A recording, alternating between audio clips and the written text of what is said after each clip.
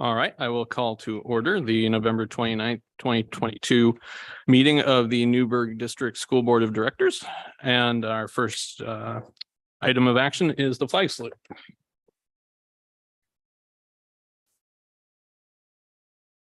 Pledge allegiance to the flag of the United States of America, and to the republic for which it stands, one nation, under God, indivisible, with liberty and justice for all. Thank you, Director DeHart, for doing that. All right, we're on the item number 3 of review agenda. The superintendent has requested that we move the STA contract amendment from the future agenda items to the board action items. So moving it.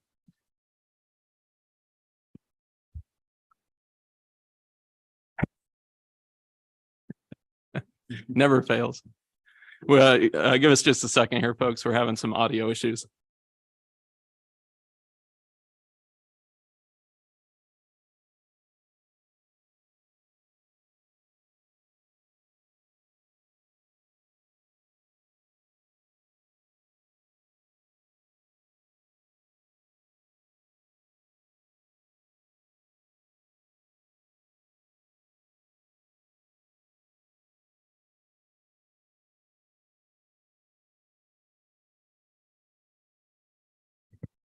Testing.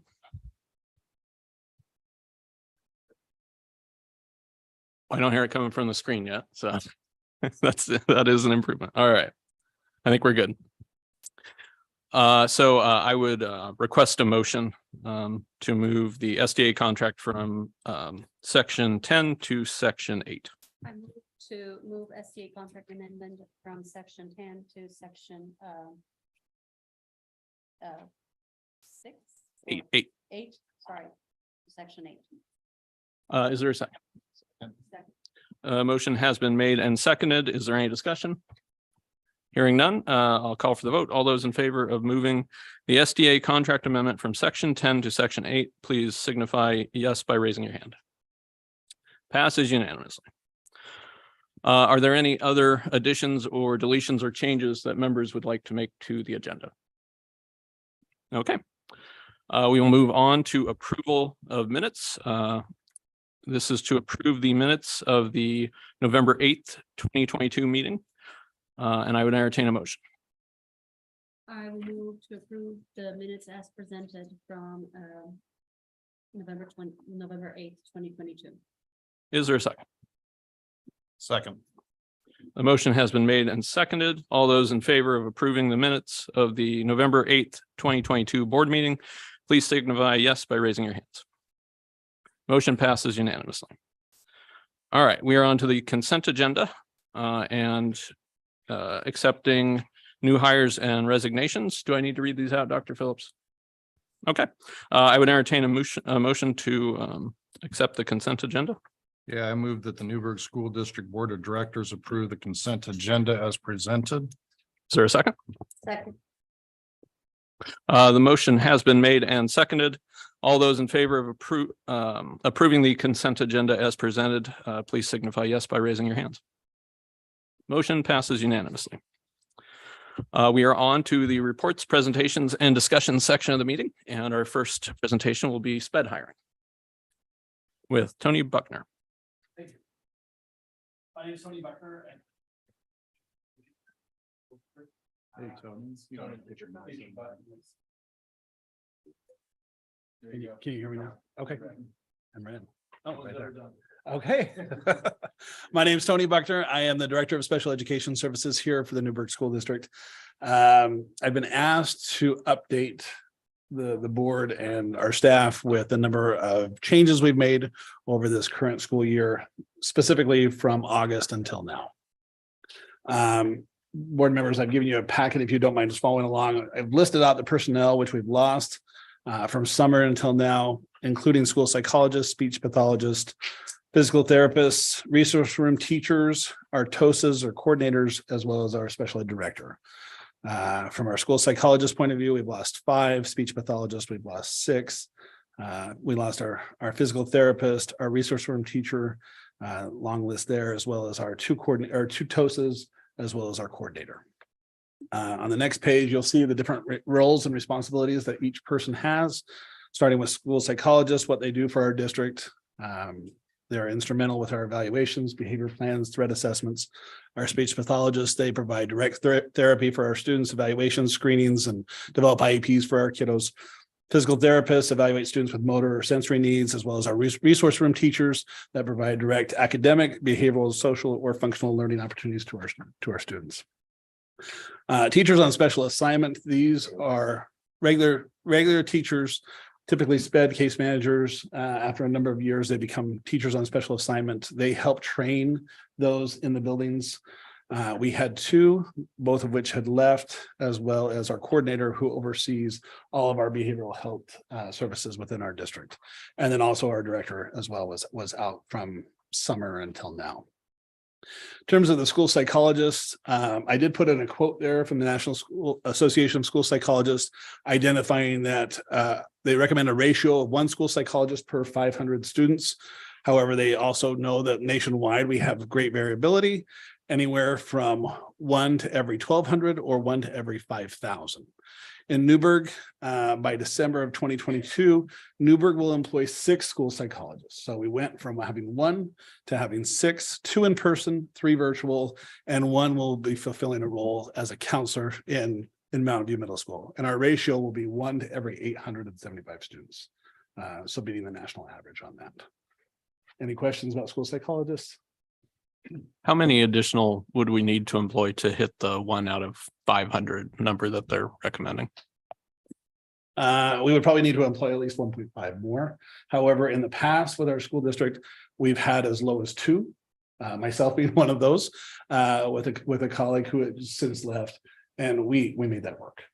Wasn't ideal, but it does mean that we're being pulled not only to do evaluations, but all these other things that other people would have to step up to help us support us with.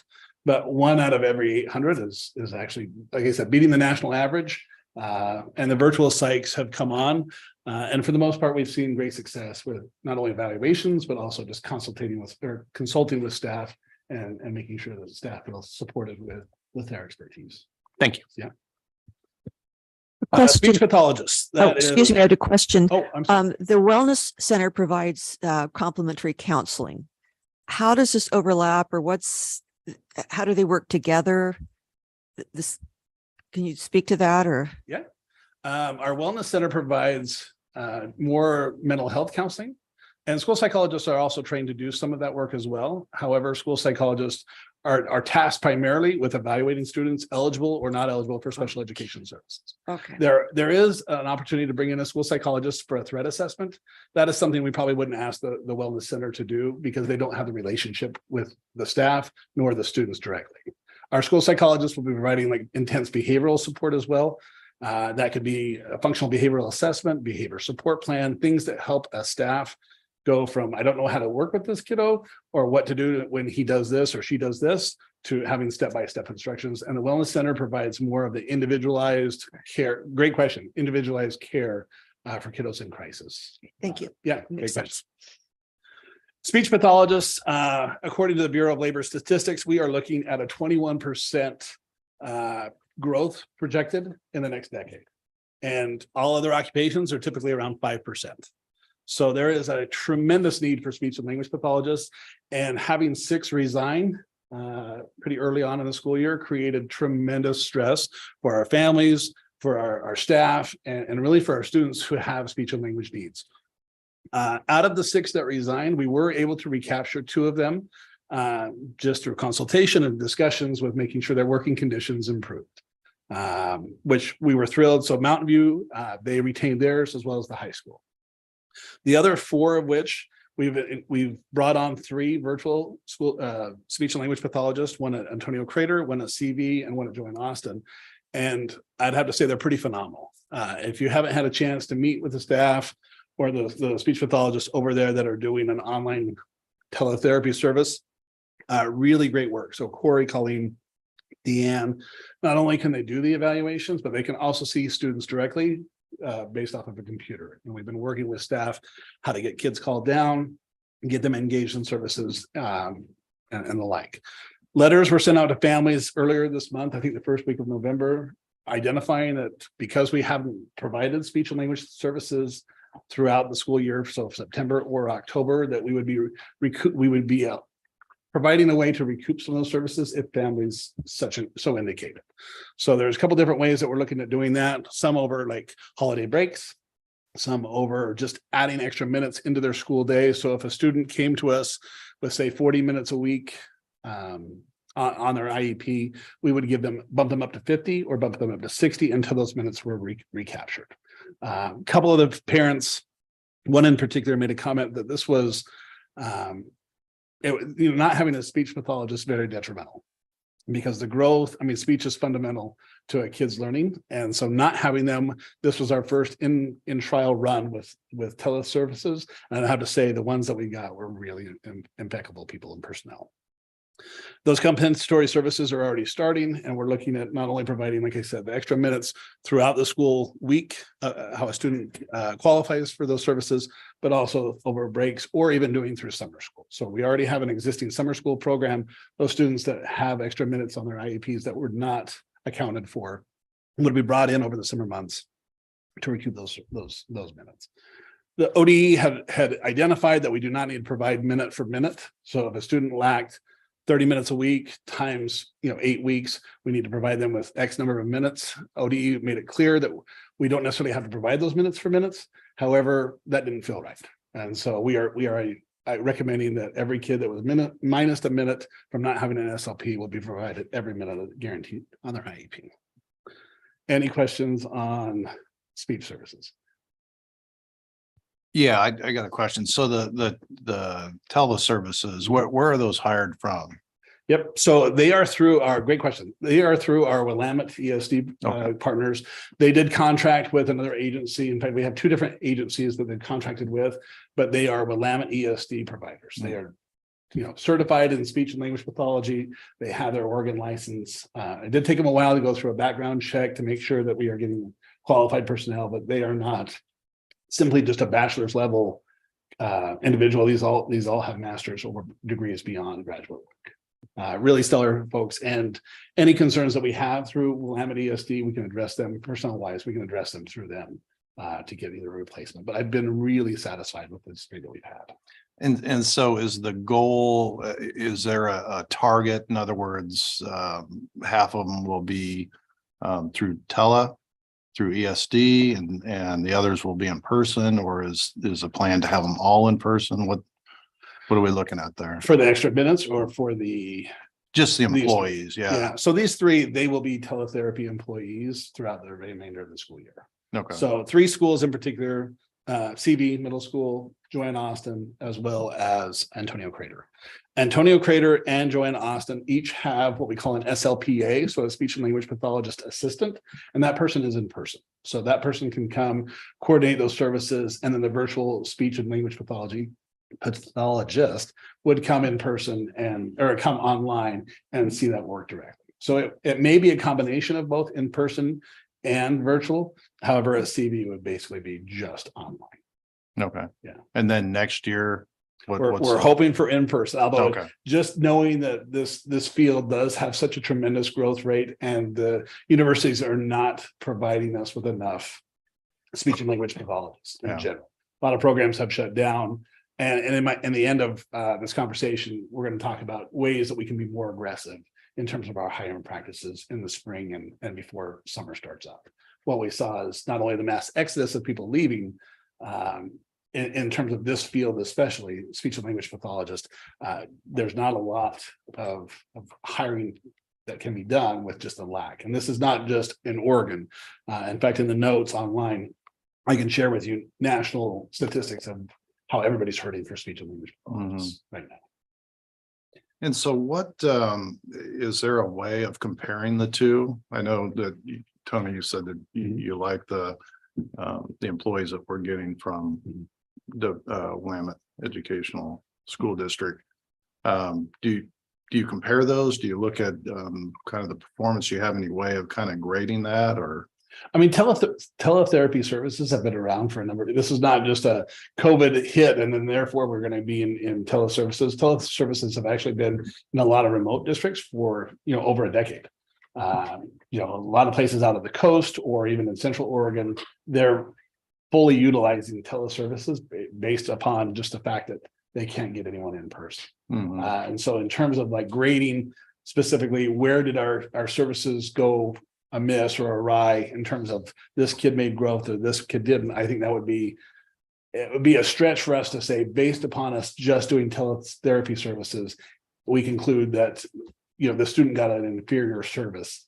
Like I said, we will have in person at every school except for CV, Mhm. but the person at CV, she has my full confidence. Right. And she's providing really remarkable work. Yep. Good Thanks. question. I have another question on this topic also. In terms of cost, having these employees, not that they are a contract, they're not actually employees of the district.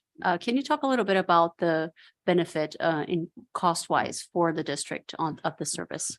Yeah, I mean, as we'll find with contractors, a lot of times we don't necessarily have to pay their pensions. We don't have to pay this, but as WESD, they charge us a good amount for these services, and so really we're not saving any money in terms of going with WSD.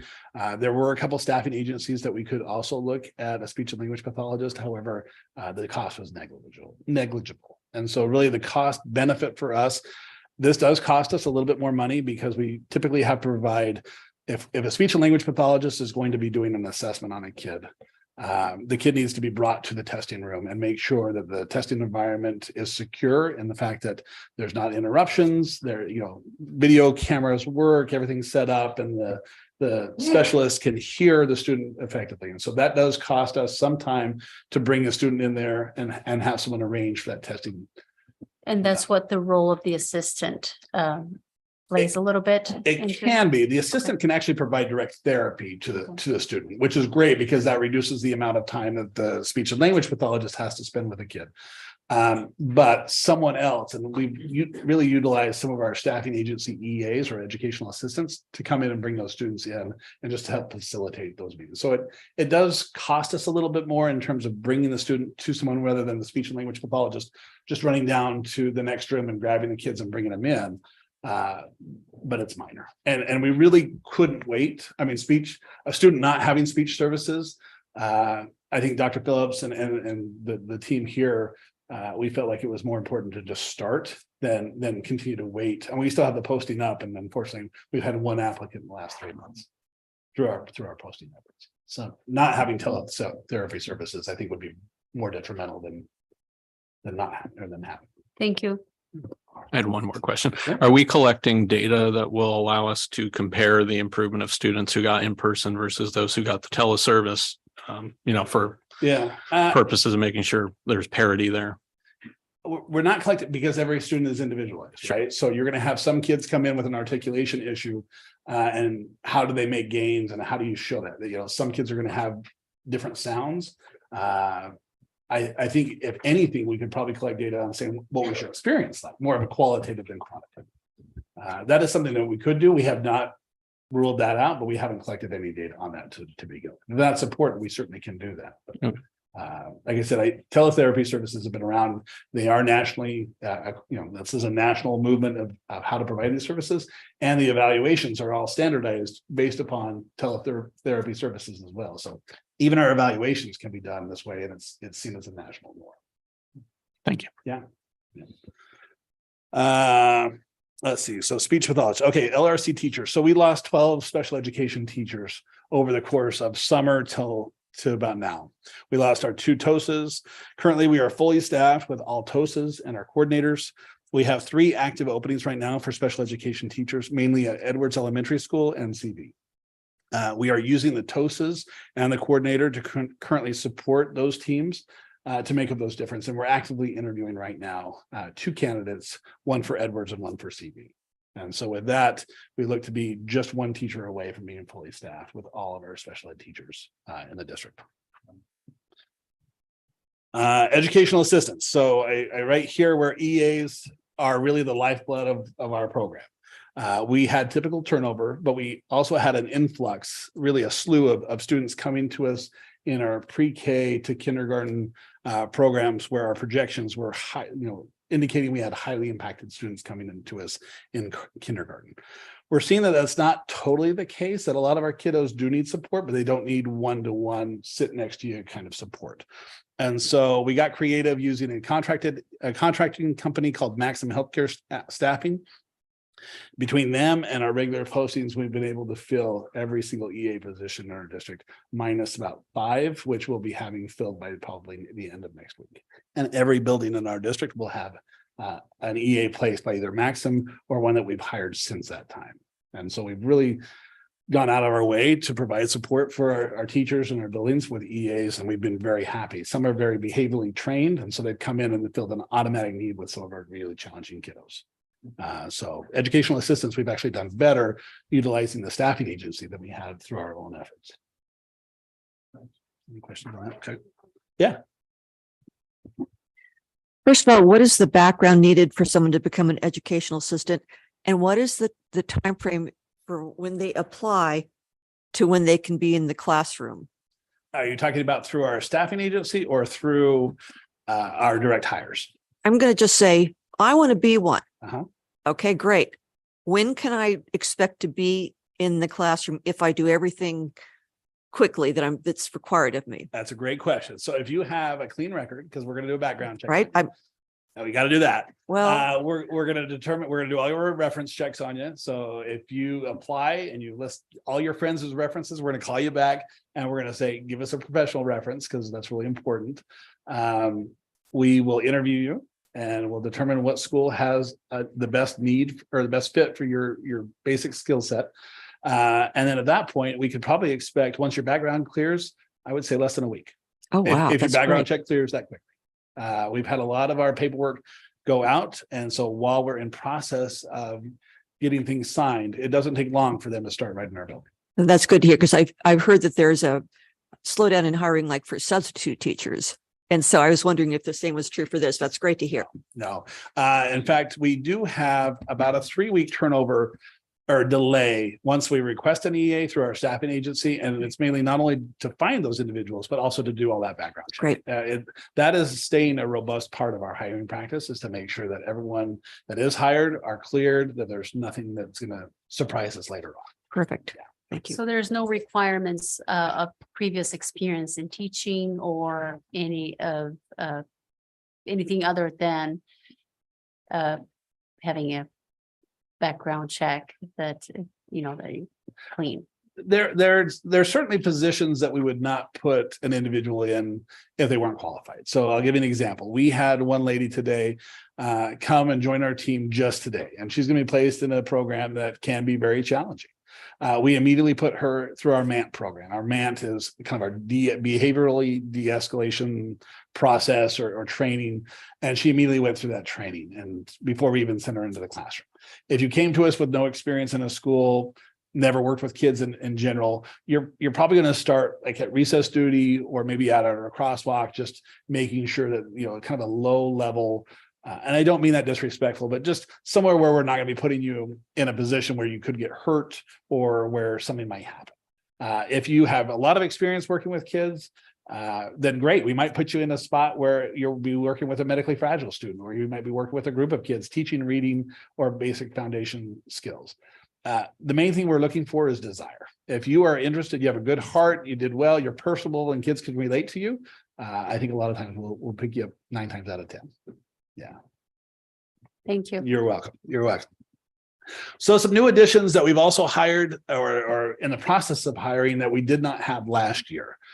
So a behavioral specialist. We recruited one of our old retirees, and I don't mean old age-wise, just a former staff member, to support all of our buildings with challenging student behavior. He's a great addition, and he comes to us as a contractor. An autism specialist. We currently have that posting open, and we're doing interviews this week. to help support our students and our staff, understanding the dynamics of a student on the spectrum and how do we support them differently than a student that's maybe just simply having behavioral issues. And then an augmentative and alternative communication specialist. She's already started, Amelia. She's currently working just 1 day a week with us, but teaching teams how to use devices or how to use different ways to communicate rather than just simply words. Because some of our kids come to us, they are nonverbal. They don't know how, but they can point and they can click on buttons to communicate with their staff. And we're seeing that as a tremendous resource for not only our speech and language pathologists, but also our kids that haven't been able to speak yet. So in conclusion, we've done a lot of hiring and we've spent a lot of resources, just time, energy to really maximize finding those staff that are the greatest fit for our district. We've certainly turned some away. There's some that have given us concern and we don't hire them. So it's not just if you apply, are we going to hire you? Well, as long as you meet a threshold for us, but just because you're interested doesn't necessarily mean that we will apply. So I want you to know that SPED has really taken a lot of time to evaluate the staff and put the best ones that we can forward into the classrooms. We worked hard to retain and support those staff who have stayed, as well as getting training out to all of our newly hired staff. And this is kind of the next wave of where we see it is now that we've done a lot of hiring, we need to now go out and do a lot of training because they're starting to understand what the role is of a teacher of a school site. I mean, the school site less, but at least as a new teacher, that's where we're seeing the biggest need, as well as our EAs. So our EAs are getting their first training in probably 2 or 3 years and are going to get it every month by our team. And as we shift our focus from hiring to training, we need to also just be cognizant of the fact that we need to be more aggressive in hiring coming back around in March. So when job fairs open up, when schools start, sending out their new batches of students and graduates, we need to jump on this quickly because waiting until August or waiting until September, a lot of times you find those folks that didn't get a job in April or May, and a lot of districts have passed on them. And I think it's important that we start early so that summer can be a time of, planning for professional development rather than planning for hiring. And I think that's probably where our department has struggled in the last year or two is really putting that forward as we're going to do our hiring early so we can focus just on making sure that kids are not only do they know who the people are, but that they're well trained as well and ready to enjoy. Any questions for me? Hey, thanks, Tony. Okay. Thank you. Does anyone have any other questions they'd like to ask? Not for me. Thank you. Scott? Yeah, something I wanted to point out too, with Tony coming on as our new director, he's probably retained about a half a dozen folks that have said that we're leaving and then they've decided to rescind their resignation. And so I wanted to point that out too. You can hear that he's hardworking and hard charging, and in a moment you're going to hear the same thing from Brian and how he's dedicated to this district as well. But we've taken a lot of hits here in the last few months. But you need to know that he and his team have done an outstanding job, but I've never seen anybody that's able to pull people back when they've said we're done with the district. To his credit and to his team's credit, he's making remarkable strides. So greatly appreciate it. Thank you, sir. Way to go, Tony. Well, no, it's my team. Yeah. So No, thank you to you and your team. Thank you, Tony. All right, up next, we have a principal presentation from Ewing Young. And I'll turn it over to Brian Wood. Thank you very much, school board, for having me here tonight. And I want to do a shout out. Thank you, Shelley, for coming out and spending some time at Ewing Young a little while ago. It's great having you out there. I look forward to you joining us again. So Dr. Phillips asked me to join you tonight to talk about a little bit of data about our school, things we're working on, some things that we're really proud of, and then some of our focuses moving into the school year. So I shared one of the things here is our SBAC scores from last year and kind of diving into, I know Dr. Phillips shared some of this information at the last school board meeting, but really trying to break it down into Ewing Young, into our individual grade levels, into language arts and math for 3rd and 4th graders, and then adding in science for 5th graders. So kind of showing how we're doing and showing our really, I would say, amazing school progress and growth from our students. These are some great highlights for our students and really our staff and the collective efficacy they have working together and to support our students. So that's kind of the data I brought out here and to demonstrate and show and ask any questions that you guys have about that. and then I can dive into some of the things that really highlighting the work our teachers are doing to support our students. So pause there for any questions, just looking at our ELA, math, and science. I think one of the things as you look at this that I'll be excited for is we don't have it because of COVID is once we have the multiple year that we can start tracking students as they move from 3rd grade to 4th grade and 5th grade. So that really shows kind of the system changes we have in the system, whether it's adoption of new ELA curriculum, whether it's the work we're doing in math and showing long-term support, and you can start tracking students. Because of COVID, we don't have that right now within the SBAC scores, OSAS scores. But so this is one snapshot that is able to provide for you today. So may I ask, it looks like there's a big dip in terms of proficiency among the 4th grade class. Yeah. Any ideas? You know, every group is different. And so it's, we can look at that and say, oh, there's a big dip there. And I think one of the things that I would look at and kind of highlight is, yeah, their data looks different than other scores. And if we had that multiple year cohort data, we could kind of see and track a group of students over time. And we don't have that here, but what we do have is we look into like our DIBELS data, which is our, literacy skills. And if I track our literacy skills pre-COVID with that group of 4th graders, they were showing about 59% proficiency. They dipped down during end of year during COVID down to about 54. And that same group now started this year as 5th graders up at 60%.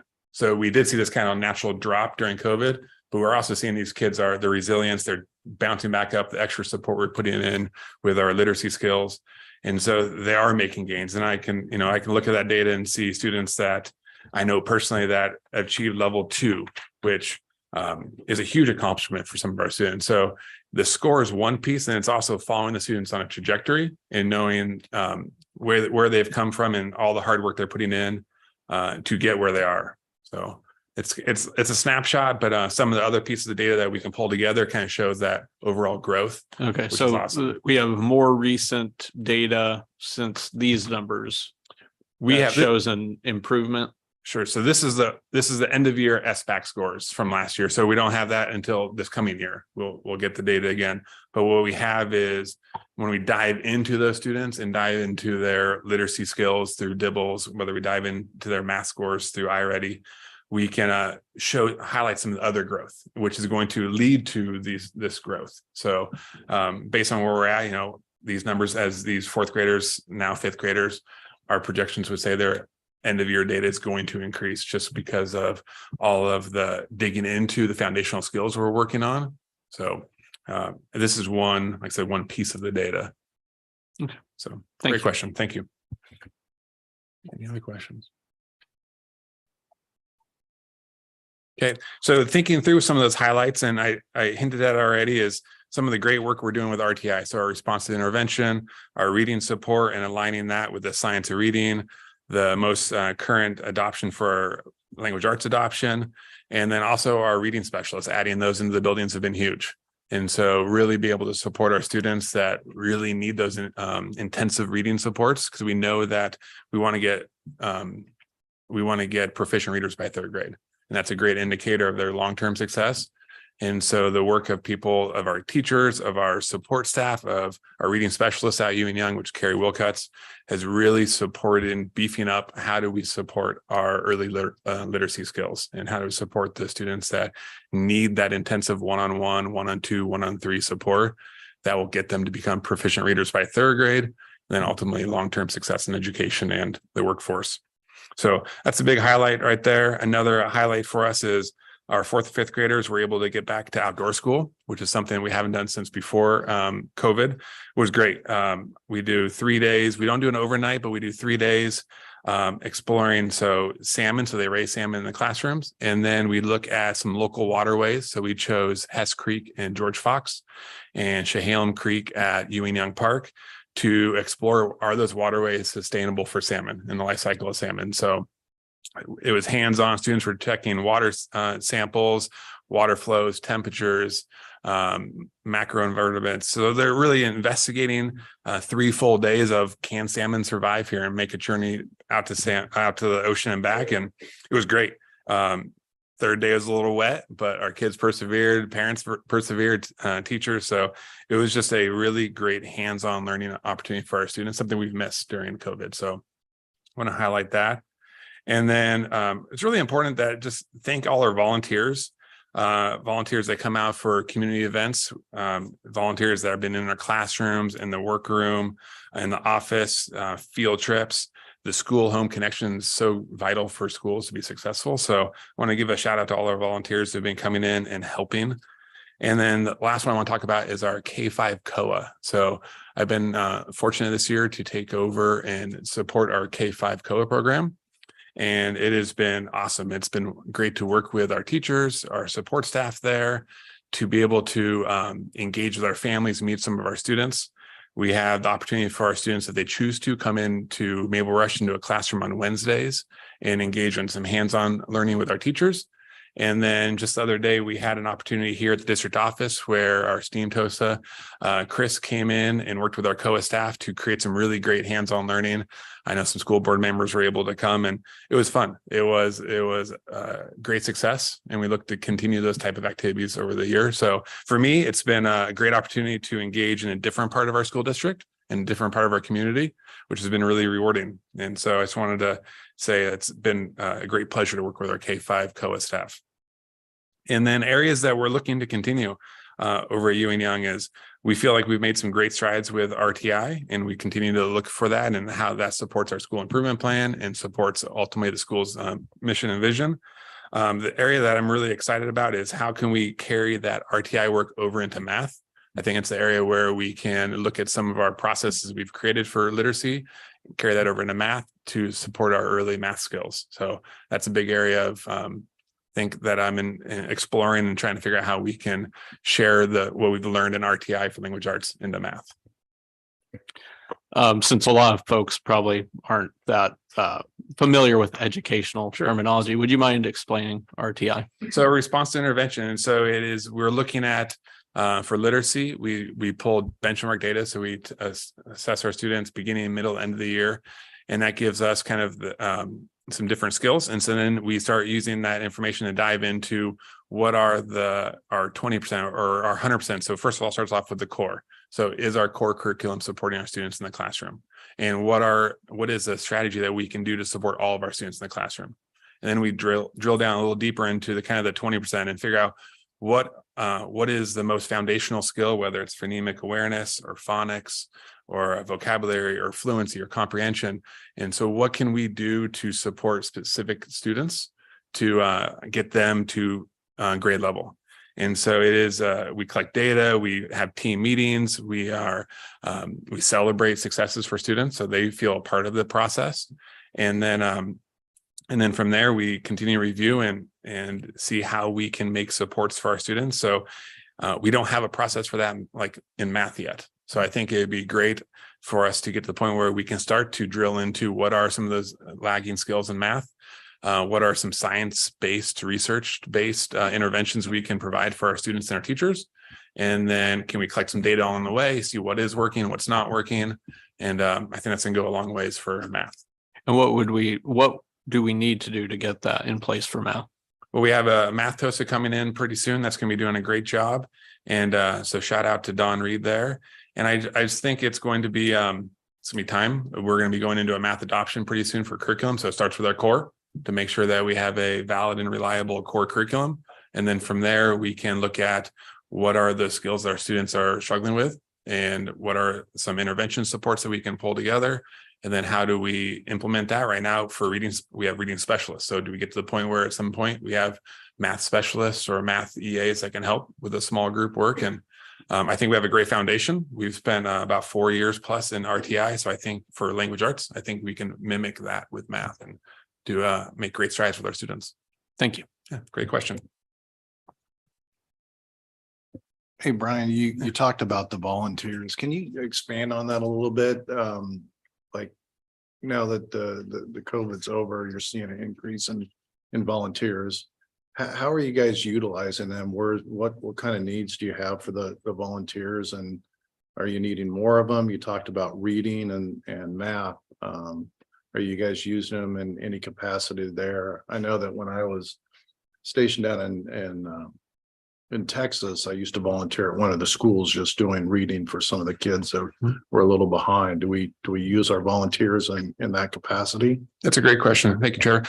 So we have, it's really what is the volunteer's ability and what is our need in the school? So we have volunteers. We had one in the office the other day saying, hey, I can't come in and help in the classroom, but I can take stuff home and do it. Great. So that we are able to get them some stuff that needed to be cut out and organized. And she took it home and brought it back the next day when she dropped out for kids. So that was one great option for a family that worked out for that parent. We have parents and guardians that are coming into the classroom and working with students in, whether it's in small groups or out in the hallway, little hallway tables. So we have some parents are helping during math instruction. We have some parents helping during literacy. We have parents that we have a retired math TOSA that comes and pulls a group of students and a couple days a week and works in the library during some times with some math students. So it really is, we have a lot of capacity, and we have volunteers that work just for field trips or come in for special events or help with our parent club. So there's a lot of ways where we can and we welcome the engagement from our community. It's really what is their capability and time commitment, and then we can make that work. And so we have parents and guardians that come in and help take down bulletin boards and put them back up. So there's a lot of different ways, organizing our resource room and clothing. And so we are excited to welcome volunteers back in the building and work with them to find the perfect job for them to support our school. So do you have a volunteer coordinator? If somebody wants to volunteer, who do they contact? It starts. No, I'm not going to claim that. It starts with, obviously going through the whole process here, but reaching out to if you have a child in the school, reaching out to their teachers saying, hey, do you have any needs? Obviously, I think the teachers don't want every volunteer on the same day at the same time. So kind of that coordination there. And maybe you're looking for a role that's more helping the office. So Karen Lang, our secretary, coordinating with her and talking with her like, hey, what's a good time to come in and help with laminating or making photocopies or organizing this or that. So we don't have a coordinator, but I think if you reach out to the school, we will put you in the right contact with the person. So great question. Thanks. I would like to make a couple of comments, and I have a question. I was so impressed when I came to your school because the kids seemed happy. You knew all their names and they'd come up to you and give you high fives, and that was great. I love seeing the stress on critical thinking everywhere. That's something I think is so important. And then I'm going to leave it with a question. You have very little teacher turnover at your school. What is your secret? I think, as Tony talked about staff, and it's the team.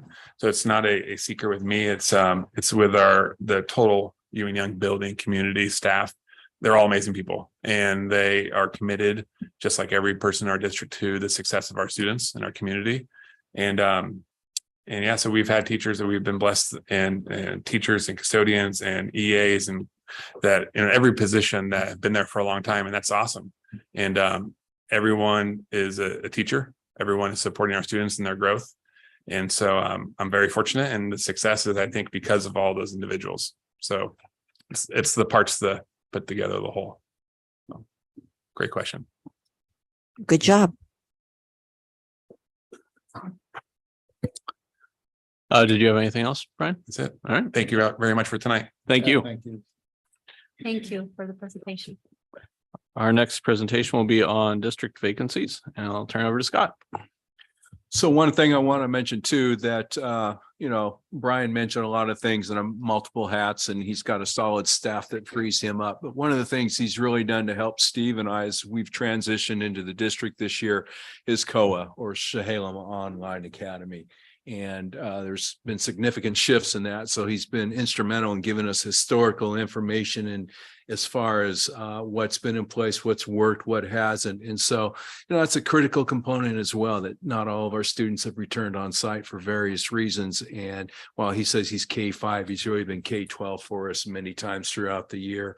As new leadership has gone into the secondary level, he's been that steady force for us as a district so that we can continue with that program. And again, one of the programs that we want to do, that we want to grow is COA, and we don't give a lot of a voice to that, and we should do that more as a district. But again, appreciate all the efforts and expertise that Brian brings to that level for us. So in regards to staffing, you've heard that we've had quite a bit of transition in this district, and this really, it's been quite a unifying effort. And from the HR position, oftentimes you don't hear or see a lot from me because I'm doing a lot of the behind the scenes of background work. So for example, when we're talking with Tony and he's coming on and he wants to bring in an agency, then we have to coordinate with our associations, and our associations have been good to work with. Oftentimes unions will get the knock, but I have to say thank you to both our classified and licensed associations, as we've been willing to bring in an outside agency to fill in licensed, which is teaching, or classified staff positions. We've had to get them to buy off and to agree to that as well. But then that's also Tony going out. If we're needing to fill those positions, an agency has been more effective for us to fill open positions in the district, and we still have a ways to go, but we're far better than we have been. So that's me reviewing the CBA or having those discussions, and then going back and talking to our business manager, and Heather having the patience to sit down and talk to us and work us way through the process to keep us legally, and to also make sure that we're keeping an eye on our dollars. So again, there's a lot of that going on in the behind the scenes, and you've seen the grins around the table because we are so interdependent on each other as we're working through this process. I've done the tele-teaching in my past life as a superintendent, but this agency has been brand new, and it's something that's been going on more in the metropolitan area. And Tony's brought a little bit of expertise into the district office. So for example, of almost 300 licensed staff positions, we only have 8 openings left. We were at a high point of 27, and those numbers will constantly shift. But again, a large part of that is people going out and doing various components and various things. And people are coming and going and then thinking they're going, oh, I think we'll stay. And so there's been a lot of shifting. And then taking a look at that from the classified side, we have 229 positions, and right now we've got 30 openings. And so taking a look at that, you're going, well, that's quite a bit of openings. And yeah, I would agree, taking a look at that. We had a high point of 51 openings at one time. But we also have included in that, we've also, again, another terrific idea coming from the superintendent is having students fill in for some of those classified positions. So we've got 12 students that are getting practical experience right now as they're working in our buildings and working with our younger students. So multiple ideas, multiple transitions. As we're taking a look at, for example, the openings in the classified ranks, one of the things that the building principals weren't used to having was control. So if an individual left their building, the district office will say, if that position was vacated, therefore that position will be filled. Well, what we've decided is we've come back to the principals and we've said, you know what, you're in that building. Maybe you need this position somewhere else as opposed to what has been vacated. And so there's been some flexibility that has gone on this year. So as we've built this budget and we have some openings, especially on the classified side, one of the things that we've done is we've gotten creative, and we've combined some of those positions and have hired a licensed position. So the dollars are the same.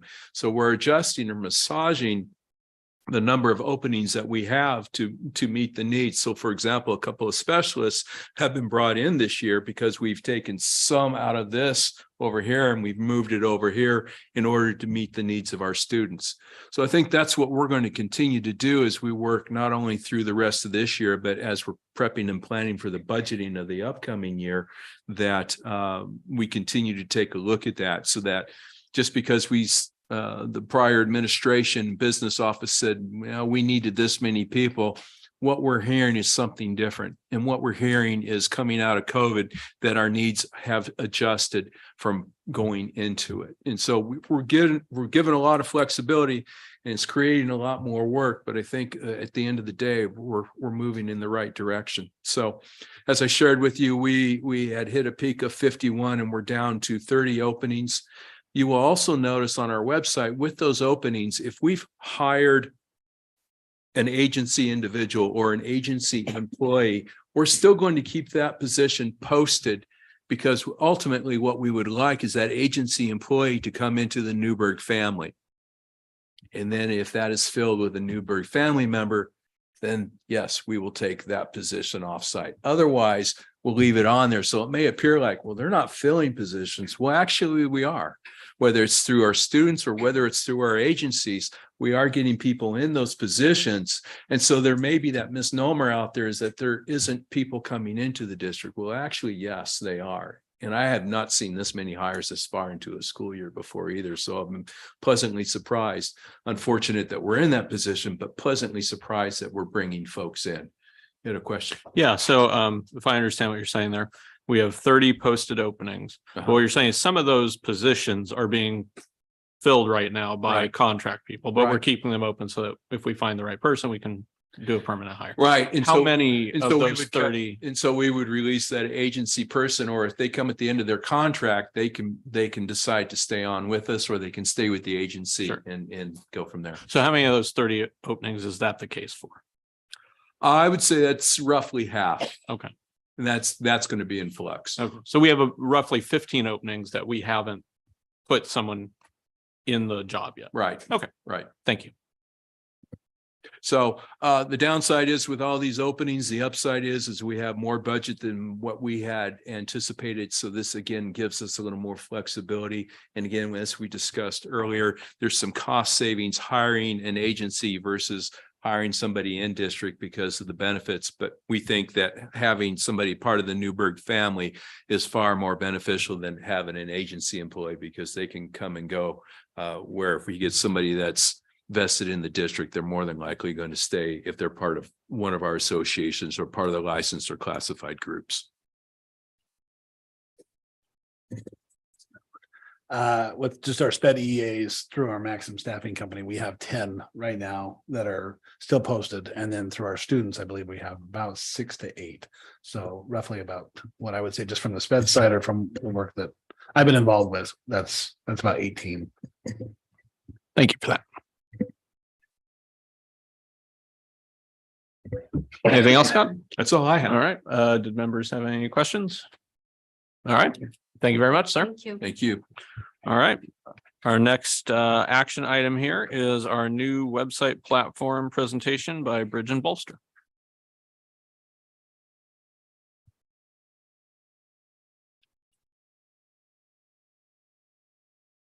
There you go.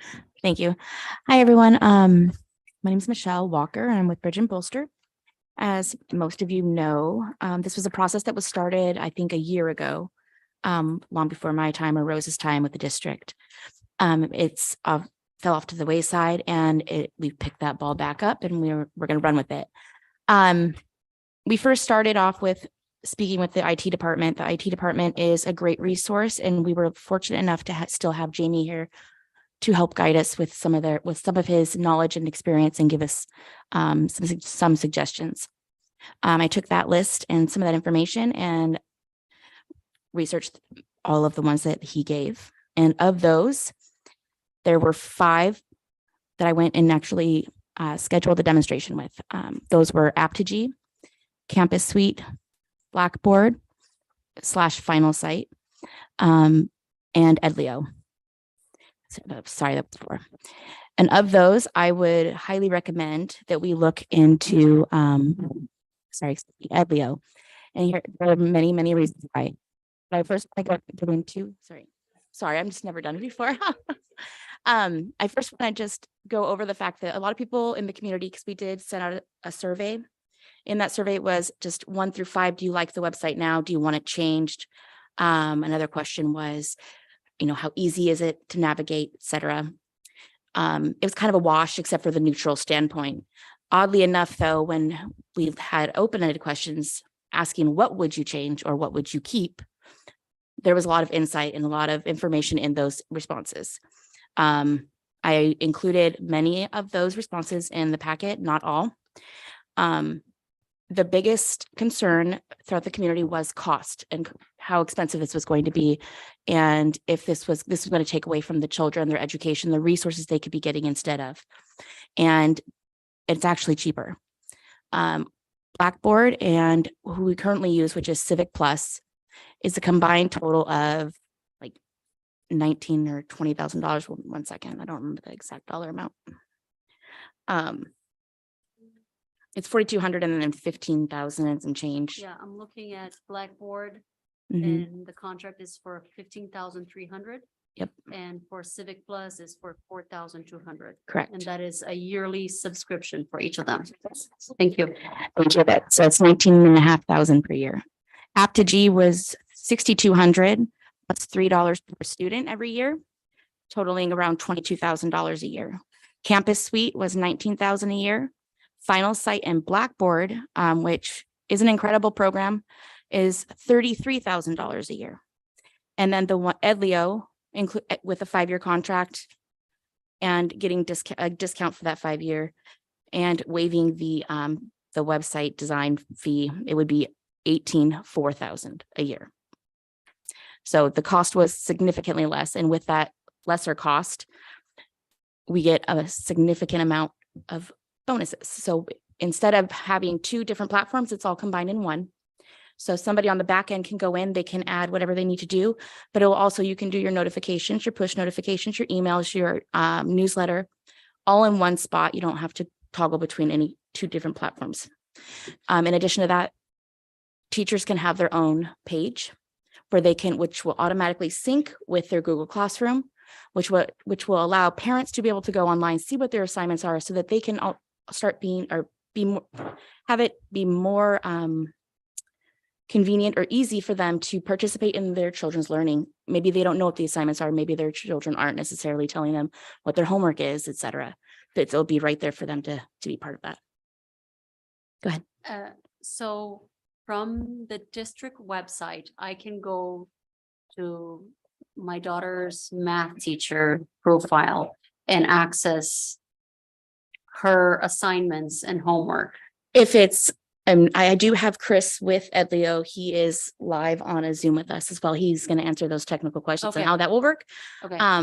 But the understanding is as long as they're with Google Classroom and it's everything that they update, it will be right there for them. Okay, so it's up to them using Google Classroom Plus doing that update in the, No, they would only need to update their Google Classroom. It automatically syncs up, and Got if it. I'm not Thank mistaken.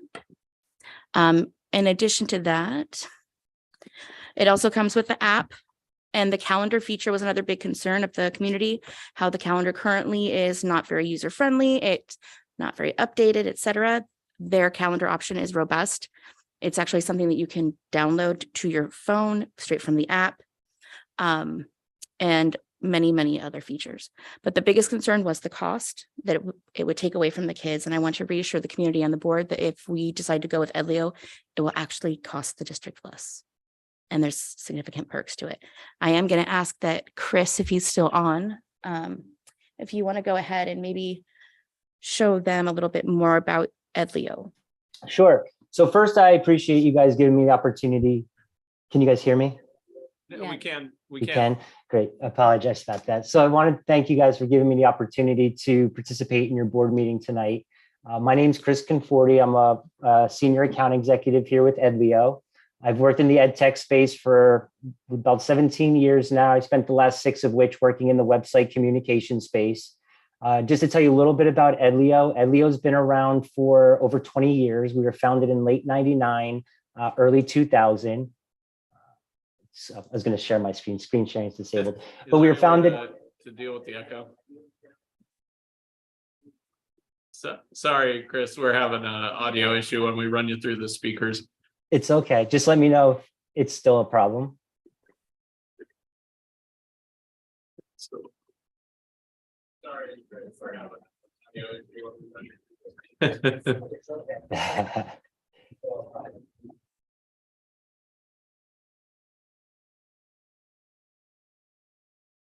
Is this any better?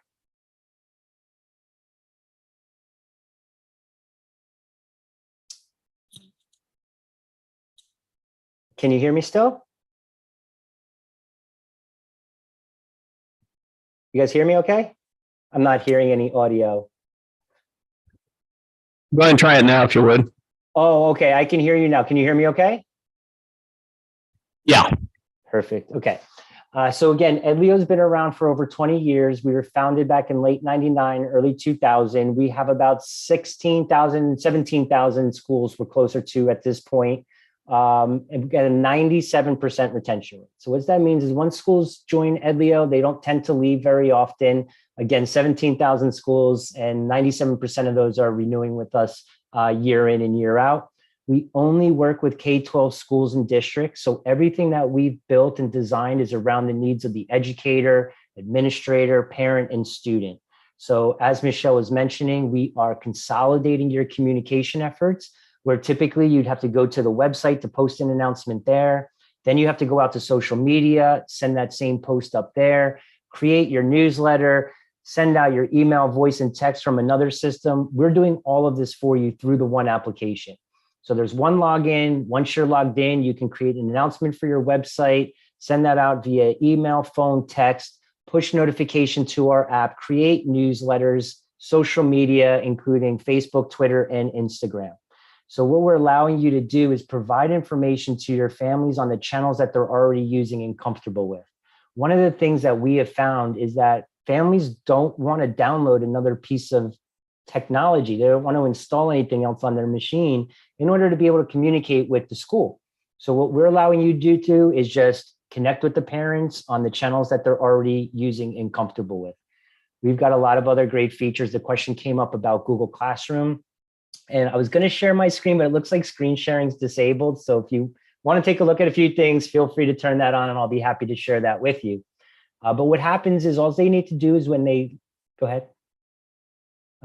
When they log into their Edleo account, they're just going to sign into their Google. And as soon as they do that, it connects their Google Classroom to their Edleo account. And what that allows parents to do is view the assignments, the description, the title, and the due date of the Google Classroom assignments that the teacher's been creating. Parents can also subscribe to that page. So as a teacher creates a new Google assignment, parents would be notified via email in a daily digest. Parents can also subscribe to pages of interest, such as a teacher's page. You know, one of the things that we found is that the more engaged parents are, the better students do. So what we really want to do is try to bring parents in as part of that learning community. I have a daughter. I think you can share now if you want. Okay, so let me go ahead and I'm just going to share my screen here. A little slide deck up. I'm not going to go through the slide deck with you guys. These are some of the things that I previously mentioned. We offer websites, email, voice, and text, mass communications, branded mobile app. And again, we're highly accessible. That's really important as well. We are one of the most accessible platforms from the American with Disabilities standpoint, which means that our platform allows individuals with disabilities to access and interact with the content on our website. So if you're visually impaired, there's alt text on images that would provide a textual description of what one would see in that photo. If you upload a video, we automatically create the transcription and closed captions.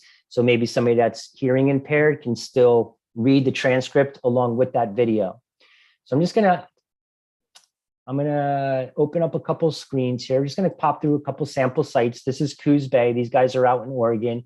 Really nice looking site, allows them to tell the story of their school and their initiatives, but at the same time, provide easy access to the most important information like school schedules and start times, employment opportunities, and other important information that parents are typically looking for. And again, I'm not going to go through all of these, but we have integrated calendars and announcements. We have integrated forms, so you can add forms to your website. I heard the question before about finding volunteers to come in and help out within the schools and doing that in a very logical manner so that we don't have all parent volunteers in our school on the same day. We have forms that can be filled out for folks that want to volunteer. They can select the dates that they're available. All the information is then collected in our system in an Excel or a CSV file. So then you can do some sorts and some analysis on that, and then start to figure out, who to call in to volunteer on specific days. I mentioned our Google Classroom integration earlier. This is just a sample site. that I use for demonstration purposes. You can see we can have videos running in the background. You can have still images in the background. Again, very easy to make changes to those as well. But I wanted to just quickly show you through our staff directory, all your users would be listed in here. And we can show real photos or silhouettes or Bitmojis, just depending on what your folks upload here. When I click on a user's or a staff member name, it brings me to their page. So in this case, I'm a 4th grade teacher. So when I click on that link, it takes me to my 4th grade teacher page. Parents, again, can subscribe to pages of interest because we know parents want information, but we also know they don't necessarily want to come looking for it. They want to provide it to them, and they want to provide it to them on the channels they're using and comfortable with. So as opposed to mom and dad coming to my page and just hitting refresh until I've added a new piece of content, they can simply subscribe to my page and they'll be notified via email if and when I make changes to my pages. Teacher pages don't change that often. A lot of times teachers will establish the page in the beginning of the year. They'll put all their calendar events on. And maybe throughout the year, they might add some photo galleries or they might upload some additional documents. So when those things happen, the parents would just be notified again via that email. Down here at the bottom are classes that the teachers connected with their Google Classroom. So the two at the Google Classroom icon are obviously ones that are set up through Google. So what happens here is only things that we're displaying is the due date, the title, and the description. It provides that extra level of transparency that parents are looking for. We don't show class rosters. We don't show running averages. I don't show assignment grades here. Again, this is just that extra level of transparency. My daughter, she's upstairs sleeping right now. She's in 4th grade. So they use Google Classroom. And when I reached out to the school and I said, hey, can I get access to Lola's Google Classroom? They said, well, just log in with her credentials. I'm like, well, she doesn't know them. She's in 4th grade. She thinks her username and password is the same for everything, right? So it just wasn't a feasible option for me. And their Chromebooks stay in school. They don't bring them home with them. So I don't have any insight into what she's working on in Google Classroom. Now, again, she's in 4th grade. She does really well in school. So I'm not overly concerned about her grades. But these are some things that I'd like to participate in with her. You know, maybe we can do some research together. Maybe if we're learning about Christmas around the world, maybe we can drive around or we can go on Google Maps and look at some different things and how different folks celebrate. So it just allows us to be more involved in their education, not taking it over for them. That's not what we want, but we want parents to be an integral part of that child's education. What we're doing here with the website is more than just, you know, I refer to us as an ed tech company and not a website vendor because I think that doesn't do us justice. We do much more than just websites. For example, again, and I heard this earlier that, you know, there's some vacancies out there. I know you have some of those posted on your website. We also have an employment opportunities module within our system. So when you're logged into our platform, you'll be able to create your different job postings, and then they'll just automatically show up on that page for you. So right through community, we have our employment opportunities. And this is what Hey, Chris. Yes, sir. I appreciate you showing us all this. Okay. But we do have to be a little mindful of our time. Understood. Kind of running out of Understood. time for this item. So Absolutely. So just in closing, I just want to let you know that we are extremely excited about the opportunity of working with your school district. It's going to receive the utmost care with our team. We're going to have project managers assigned to you for the duration of the design and implementation phase. And again, 97% retention rate. So if anything comes up, you know, you can reach out to me and we have a great support team available for you guys as well. thank you, sir. Do board members have any questions for Chris? I do not. Thank you. Chris, I did have one question. Right now, we host all our policies through OSBA. So our policies on our website are actually just a link to their website. I assume that we could set something like that up with your tool. Absolutely, 100%. Thank you so much. If no one has any other questions, we'll go and let Chris go. And would you like to wrap us up on this item?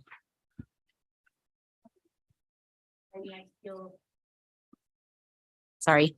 I mean, I could go on and on about it because I've looked into it. I've written about it. I've looked at all the things. And in all honesty, I feel like this would be a very beneficial solution, not just for the students and the staff, but for the families and the community as a whole. As we all know that there's a lot of mistrust, there's a lot of division, there's a lot of there's lacks of communication all over the place. And this is something that might help kind of bring everyone back together and close that gap just a little bit more. So I have a question.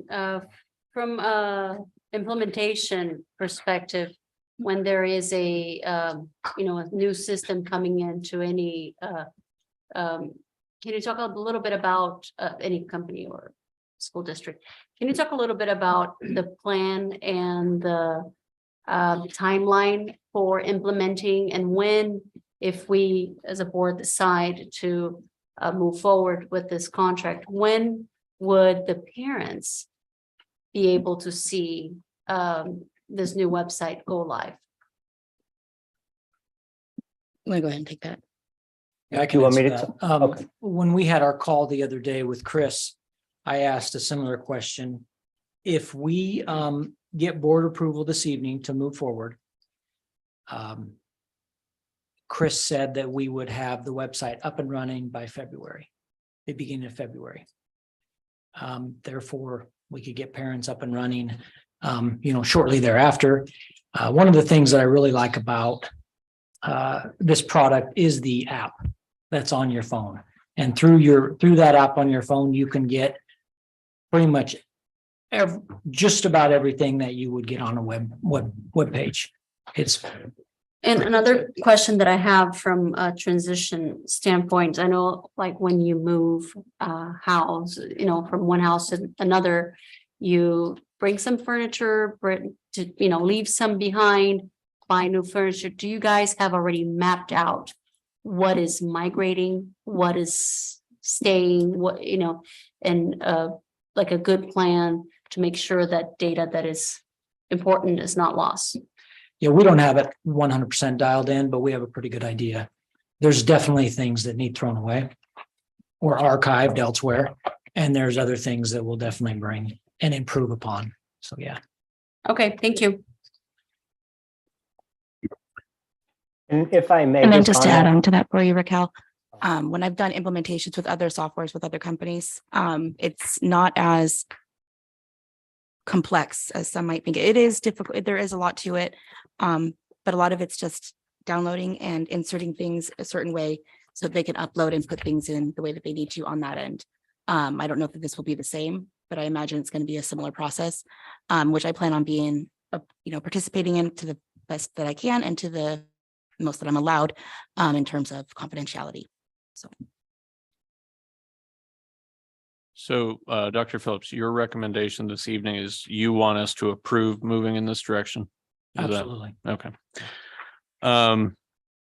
So I'll just be frank. My hesitation with moving forward tonight is this is the first time I'm seeing this, and I would like to dig in a little more into it and get my hands a little dirty in it.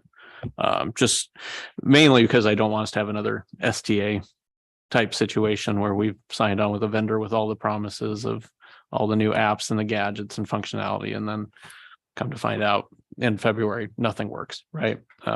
Have we done any sort of reference checking with other schools that have gone with this company? Yes, so there are, in the packet that I gave, there's also a K through 12 website and CMS provider survey survey response.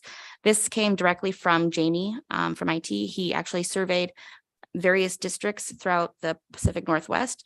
And of them, there were at least 2 that use Edlio. Both said that they love it. And they're not, it was not even Coos Bay. Coos Bay is another district that could be added to that list that also uses them. And all 3 give them high recommendation. Beyond that, I've also done research online and I have found very little that's negative, if anything, really. I'm Interns. sorry, so we have a list. It's a very small, it's small on there and I can give you Right, the big no, one. but I'm looking at the number of lists listed here, and I don't know, I'm gonna guess that there are 25, maybe 30 or around that. And only 2 of those, That use Edlio period That that were use- on here.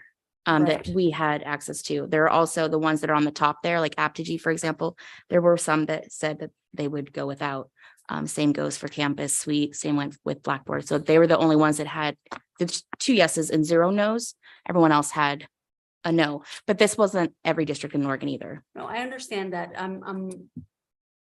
I'm sorry. maybe I'm not understanding. Following with his concern, Mhm. and not that I don't trust or that I don't believe Oh, that no. I understand. Edlio will do a great job. I'm not I'm siding with Brian on the concern of, and this sampling here is actually quite small. Very Out small, of this whole list, only 2 of these, if you had a list of No. 30 with 10 of them Mhm. saying it's great, or out of the 10, 1 of them says, not so much, I'd be more confident in the sampling. The sampling is irrelevant to me from a perspective of this vendor.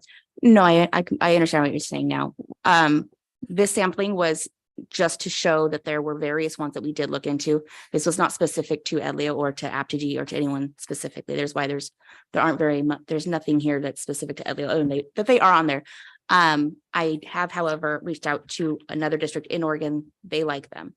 And I will be more than happy to look into others if you'd like and find them and talk to them. Okay, so you have reached out to another customer Mhm. and did a reference and kind of asked probing questions on their services. Yes. Okay. So when you're asking the current users of Edleo if they like it, are you asking specific questions? In other words, is Edleo going to be transferring data over from the existing site? How did that work out? Who are you talking to when you talk about users? Are you talking to IT staff? No, I haven't talked with all the IT staff. I did talk with some when I was able to get in touch with some of them. I've also talked to community members that use the website, but no, I have not asked those specific questions, as at the time I wasn't sure if we were even going to be approved to go forward with any platform. The implementation process, we haven't nailed out, as Dr. Phillips mentioned, just because we hadn't gotten to that point yet. But I'm more than happy to do all of those things and more. Okay. And then did you talk about the different proposals here? It looks like there's different packages with different options. Yes, I do have the various proposals. They're not in that packet there because that would have been pretty sizable. Which one I can more than happy to go over any one of them though, if you'd like, or I can send you the copy. And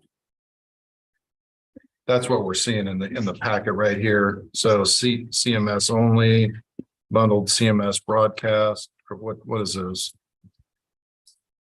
I think the last one that was provided, which is Are you talking about there's this a right number here? in here, but it's the one with the total amount of $18,459. So, This is a discounted correct. for a 5-year contract for the most, like a district-wide Mhm. site with school pages. And I guess my question is, I see an expiration date of November 30th. Chris, is there a way to extend that for 15 days or something a little bit, if, in case our board is not able to make a decision tonight? I mean, I can definitely extend that. There were some additional incentives that we had included in there for you guys based on signing by the end of the month. But we could definitely, I mean, if you guys aren't able to sign tomorrow, that's perfectly fine. I mean, I'm not going to pressure you guys into signing something. However, some of those discounts, I'd have to run those back through the approval channels again. Not saying that they would say no, but it is, sometimes difficult to ask it a second time. So can we extend the expiration date? Absolutely. I would just, again, need to go and double check on any additional incentives that we had included in there for you.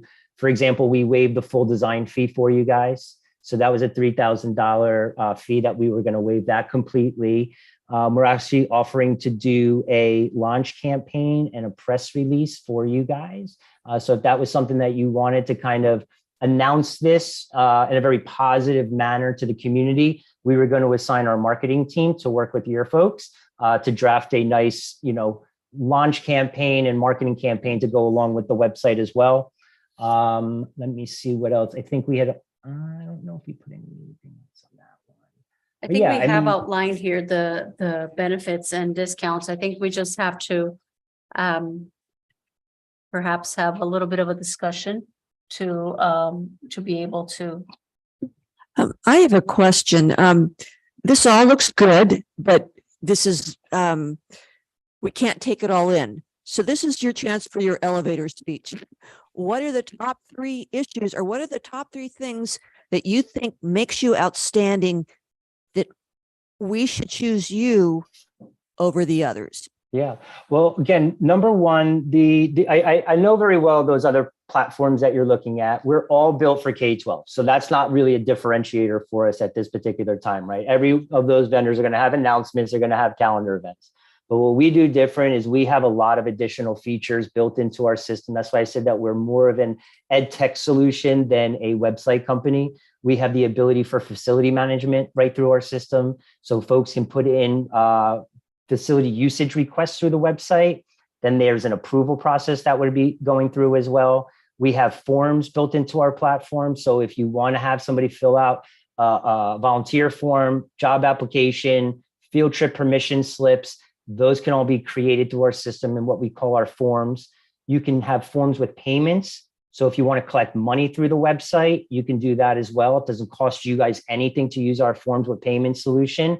Selling event tickets, collecting donations through the website. Again, those are things that you can certainly do through our forms, as well as our forms with payments. Again, completely integrated system. So those other systems that you're looking at, some of them offer a couple of the products that we have. None of them offer them all. So we have the website, we have the mass email, voice, and text notification system, and it also does auto notices. So what we do is we connect to your student information system. So once attendance has been posted, our system that can then pick up the list of students that were marked absent and tardy and start making outbound email, phone call, and voice email, text, and voice calls to the parents to let them know that their son or daughter was marked absent. We have an integrated branded app. Branded app allows for bi-directional conversations if you want. It has tip lines built in there. Students can track all their different assignments through that. News, announcements, athletic schedules, food service menus, bell schedules, all this stuff that parents are looking for, we want them to be able to get from their phone. So everything that we design is mobile first. Our websites are completely mobile responsive, but we also recognize about 70% of traffic is happening over web devices. The app also allows parents to get to Chris, information. That's good. We've come to the end of the elevator ride, unfortunately. Okay, all right. But I appreciate. I could talk a lot about, I'm Elaborate. very passionate about the product. As I mentioned, I've worked for a lot of companies. Edleo is a fantastic company, both to their employees, but also to their customers. Chris, I assume you could get us five more references of schools that are using your software that we could talk Sure, to. Is that of course, yeah. okay? Can we do that? I'd like to hear from 5 more references. I'd like to have a period for the community to give feedback. And maybe we can approve this at the December meeting. Sound good? All right. So unless you wanted to wrap us up. Okay, great. So we'll move on to the NEA contract item, which for some reason I'm the presenter on. Not sure what happened there. Okay, perfect. So yeah, we have NEA contract, and this is interesting because we're 5 months into the school year, and this contract is for this year. So they've been working on an old contract. This contract is for this year and next year. It's just a 2-year contract. So we'll be sitting down soon enough to talk about the next contract. I don't know how many hours we met. I think it was probably close to 20. You think? Probably more than that. Yeah, we met for a long time. So I appreciate the team that worked with me on kind of our side of the table, and I appreciate the team that worked with the union and their side of the table. And we got to somewhere that we can all agree to. So that's this. Tabitha took every change that was within the contract and put them on the front page there. So when you got this packet via email, I think on Wednesday, you could have went through page by page, started on page 20, and seen the changes we made. The big ticket items are typically money. And so the increase this year for the teachers is 4.25%, 4.25%. And next year, since it's a 2-year contract, is 2.5%. In addition to that, we gave one-time money in the form of a bonus that we received from House Bill 4030. House Bill 4030 was specific pot of money given to all districts for retention and recruitment of staff. Most districts use that as a bonus to retain and recruit staff. We also partnered that with some ESSER money that we could give bonuses. So the first year there is a $3,000 bonus, and the second year there is a $1,000 bonus. The first year, current year, half of the bonus is paid out, $1,500 is paid out in December if you're working. Then if you're still working at the end of the year, you get another $1,500. The next year, the $1,000 bonus comes in one check in December. I think, negotiations are interesting because they always want more and we always want to give less, right? It's just kind of the nature of the beast. And I can tell you there are districts out there that gave a lot more than we did in percentages, but at the same time, they didn't give the bonuses like we gave. And I think for me, the bonuses were important because they do value the employees, but they also are important as a budgetary tool because they're one time. A percentage, it's forever. A bonus is one time. And so it doesn't, and there is some uncertainty on what the legislature is going to do in the future with funding. So that's the gist of that. Insurance wise, we increased the insurance cap $50 a month. That's pretty standard everywhere I've ever been. It's pretty much $50 a month increase per contract. Another thing we did, which is why later in the agenda, we're approving a new academic calendar.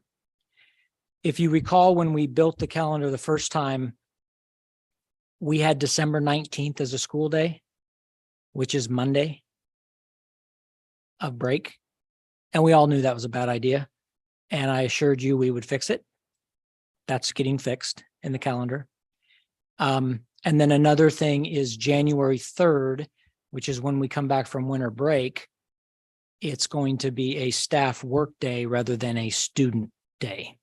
So the 19th is off for everybody. It's winter break. The 3rd is off for students, but staff are coming in. Half of the day is going to be professional development ran by the district and by the buildings. The other, and then a quarter of the day is going to be PLCs, which are teams working on curriculum, et cetera.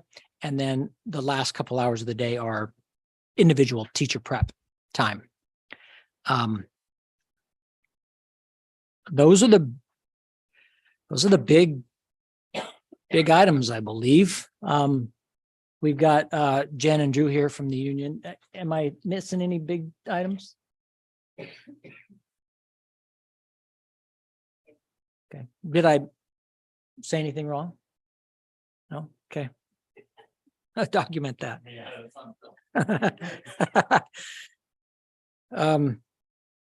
Any questions? Okay, great. Then, yes, sir. Because we want them paid in December. We owe them back pay because they've been working on old contracts. So we owe them that 4.25%. We owe them that.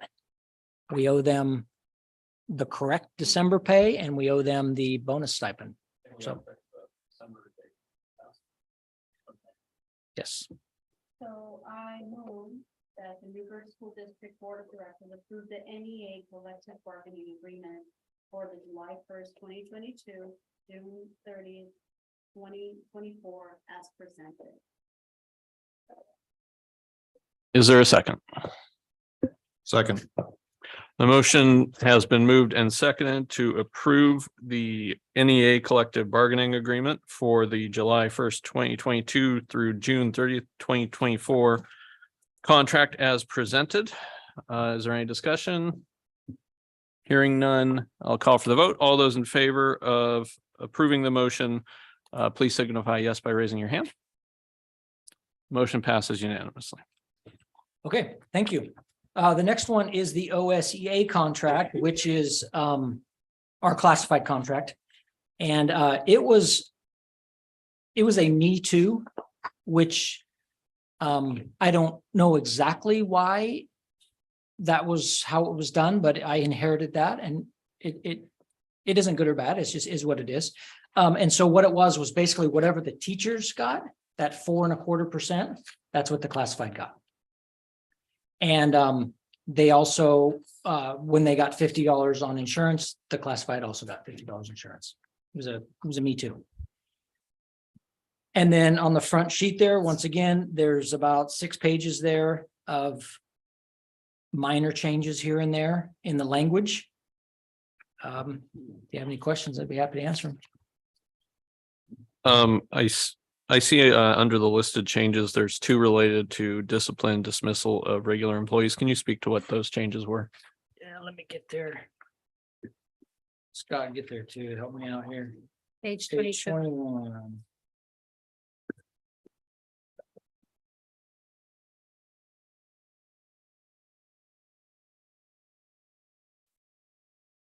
Article 13, 13.5, 13.6, 13.7, 13. In 13.5, Part B, where it reads, so this is if a employee gets suspended and then they had to end up getting terminated. It says if the charges are upheld and the termination day will be the date that the superintendent or the designee takes final action to terminate the individual employment. If the district determines that the charges do not warrant termination, a less severe discipline measure may be taken.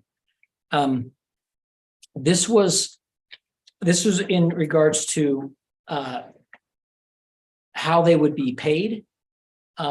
If they, and I think it's actually, I think I misspoke. I think it's more an A, but if they are found, if they're put on leave and then we do the investigation and all's well, and they're innocent, then they get their full pay while being on leave. If they get terminated, then their pay stops upon their termination.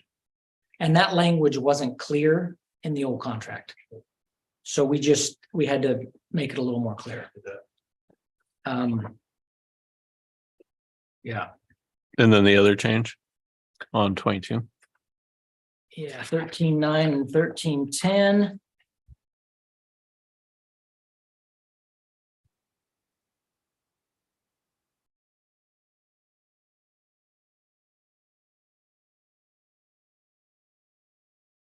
Prior on 13.9, where it says dismissal of an employee requires action by the superintendent, although such action may be the recommendation of a supervisor. Before, it didn't have the recommendation of the supervisor. I just said it has to be an action of the superintendent. Yeah. And so it made a lot more sense because I mean, we have 300 classified employees. I don't work with them day in, day out, so we needed that in there to help us out. Okay. Do any members have any questions on this contract? If not, I will entertain a motion.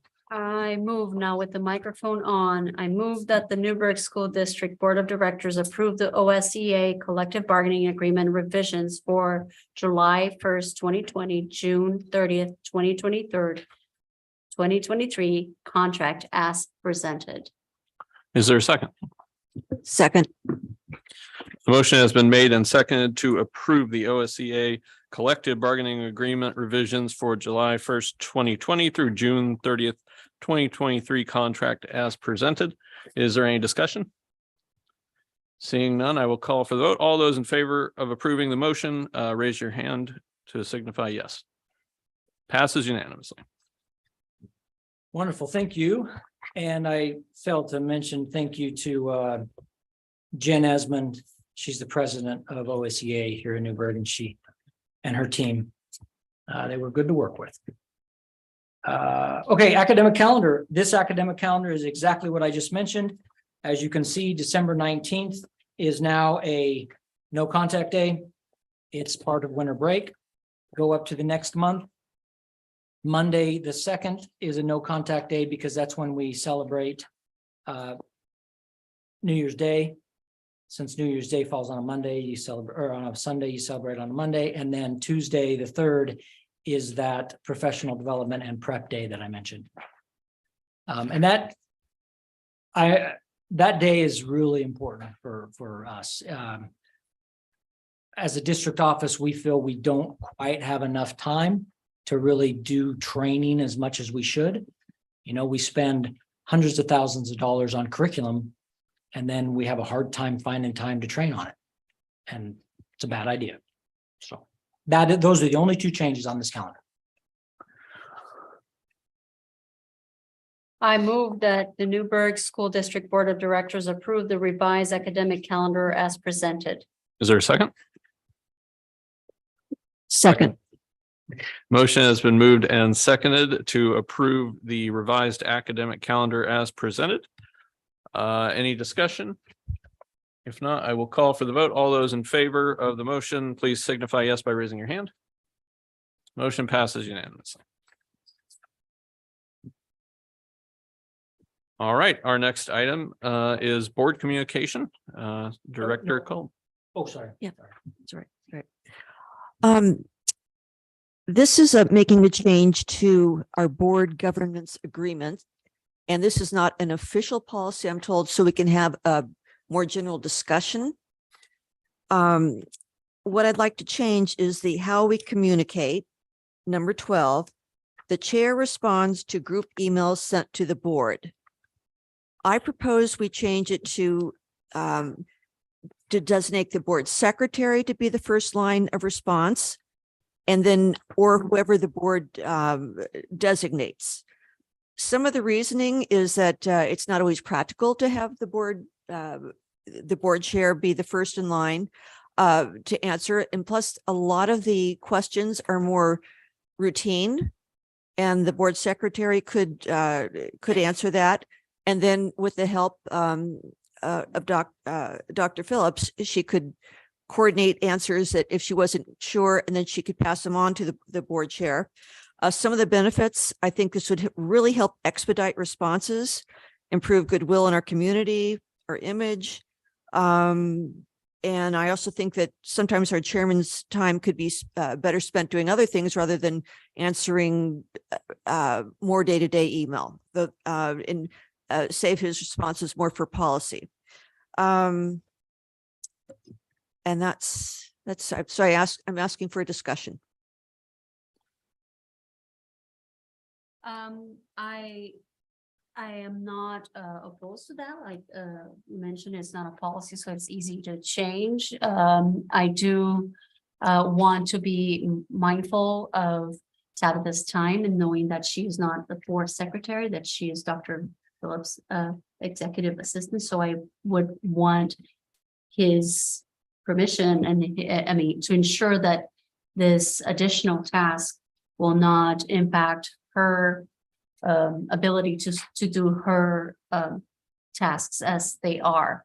I do like the idea of expedient answers to questions that are posed to the board members. I will say, for me, if an email is directed to me directly, I answer them.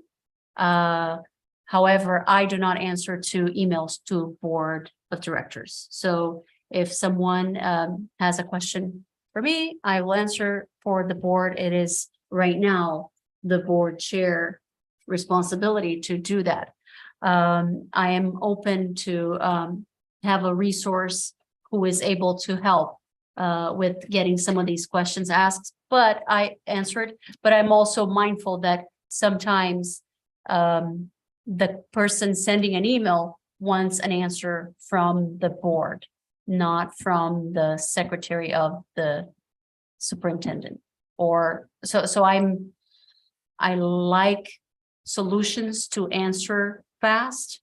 I'm fearful of over tasking someone who is not responsible for this right now. So I'll leave it at that.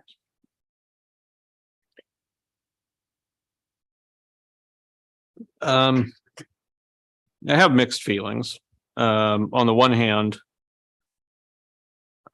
there have been board secretaries who I would not necessarily have been comfortable with responding to the board. That's not the case currently, but if we're making not a policy, but a procedural change, we should bear that in mind. I think that I don't know how much value there is just having another human being essentially provide what is a auto response acknowledgement of receipt.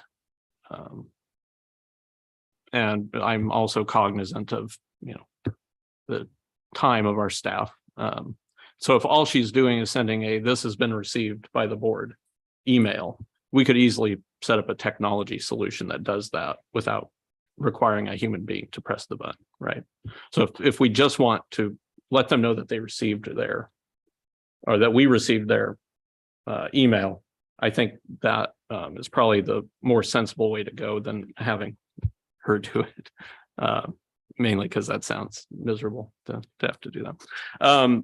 Beyond that, if we're talking about responding with official board position, that seems like something the chair should do, right? So the question is, how do we triage the population of emails that we get?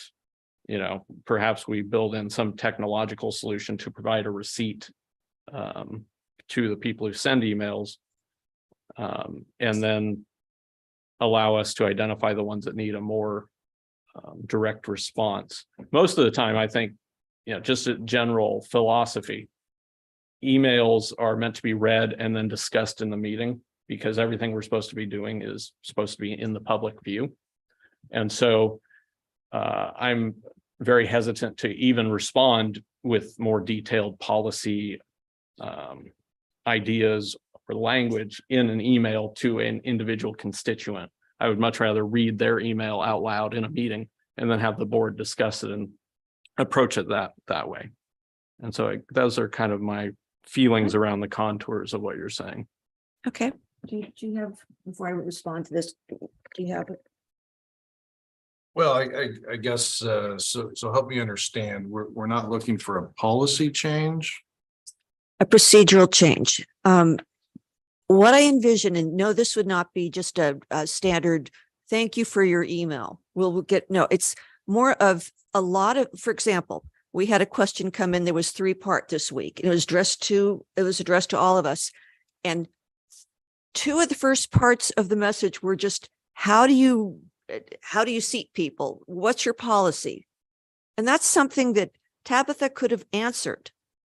And she could have gone to Steve for help too. And Steve would also help me. I'm sorry, Dr. Phillips would also help decide the best path to go. I think, no, this is not optimal, but it's worse not to have a quick response. And so Tabitha, and I believe Tabitha, from what Dr. Steve said, this is part of her role. Yeah, she's actually part board secretary, part my assistant. Yeah. So she is getting paid to do, I'm sorry, she is getting, this is part of her responsibility to do that. And so we're not taking away, but we need to do what's going, I'm sorry, go ahead. Go ahead. I believe in quick turnaround on emails. Yes. I kind of pride myself on that. Good. And so it does concern me when an email comes to the board and I'm copied on it, but it's addressed to the board. And I read it and I'm like, okay, that good question, a few days, a couple weeks. And if I had the blessing of the board, because I won't do it without permission. It's not my email, right? But if I had permission of the board, I could knock that out in 5 minutes and move on, and we've got a happy customer. Or at least happier.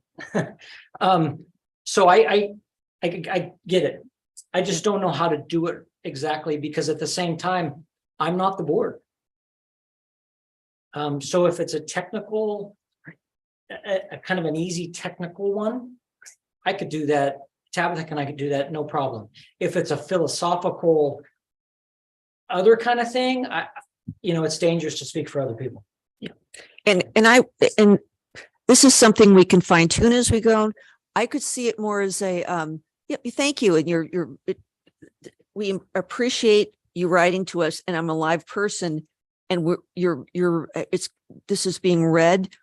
For these 2 points, we can answer yes on this, no on this, and I will forward the rest of your question onto our chairperson. And to me, that would at least make me feel better. In my old job, if I didn't answer emails, I get fired. I mean, so this is so important. And so this isn't perfect, but it's a first step. And it's something that we can tweak. But I think that this would be important. And I think most people, although you'd send emails to the president of a company or whatever, you'd like to hear from them. Most people understand that they're going to get someone else helping out. So that's my feeling. I think probably the best course of action, especially since we're kind of running over on time tonight, is probably save this for the next meeting. We'll have. I think we'll save this for further discussion at the next meeting when we have hopefully a fuller board. Since Okay. we're down to 4 here. I would like to hear what the other members think about this, since it is the board superintendent working agreement that we're changing, and we only have 4 of 7 here tonight. Yeah, I'm not opposed to making a change, but I do think it's like he said, how you walk that line of technical, easy to answer questions versus philosophical questions that are getting into the area of board responsibility, right? Because separation of powers and all that jazz. All right, next item that we have moved into board action items is the STA contract amendment. Okay, so as you all know, SCA is our busing company. They haven't been able to fulfill their contract in full. We brought on First Student. By bringing on First Student, they were emergency help. They had to bring drivers in from Portland. We had to guarantee them a higher rate of pay to make that happen. We wrote this amendment and presented to the STA, and if you see on the back page, they did sign it today. That's why we did have it on a future agenda item for December, but we got it signed today, so we pushed it forward.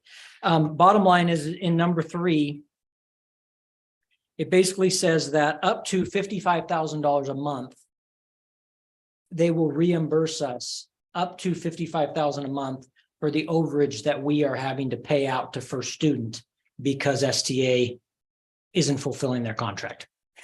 So the long and short of it is they have agreed to pay us back money because they've fallen short. And we've had to use First Student. I don't see much opposition to that. Could you give us sort of an update on where we are with the bus situation, though, just briefly? Oh, it's still not good. Yeah. I mean, it's nowhere near where we want it. SCA is still struggling to get enough drivers. First Student is doing a pretty darn good job. STA is really, I think they just are being, I don't think they understood how difficult it would be to get drivers. They overestimated how many drivers they would get from First Student leaving.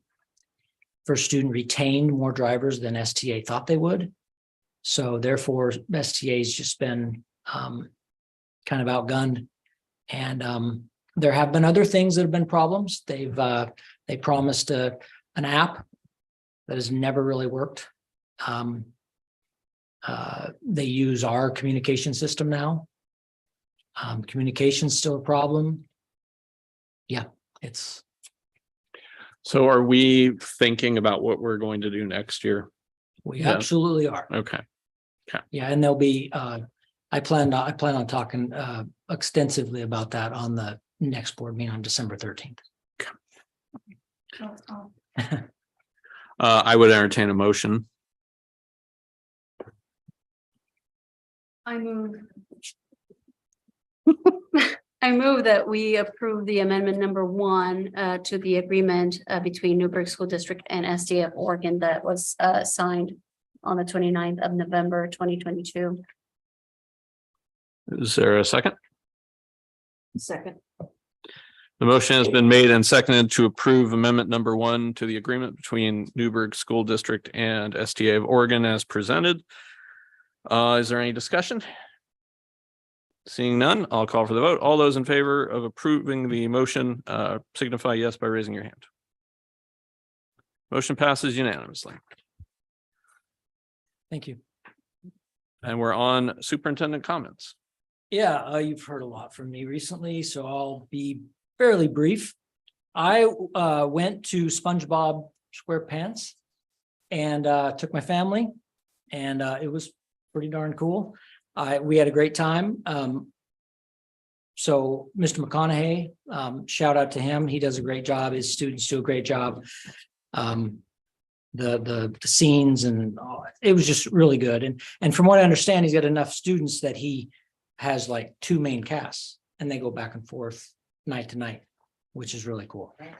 I like how he does that and he can accommodate more kids that way. Also the contracts, just good to be done with those contracts. That's always a little tense and so I do appreciate the 2 unions and getting us through that. And our team working on that. I didn't get to talk much about Tony, but Tony and his right-hand person, Amy, they're fabulous.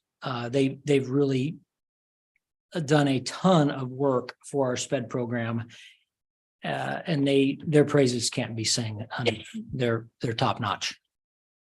Brian Wood at Ewing Young doing a great job. Really appreciate him.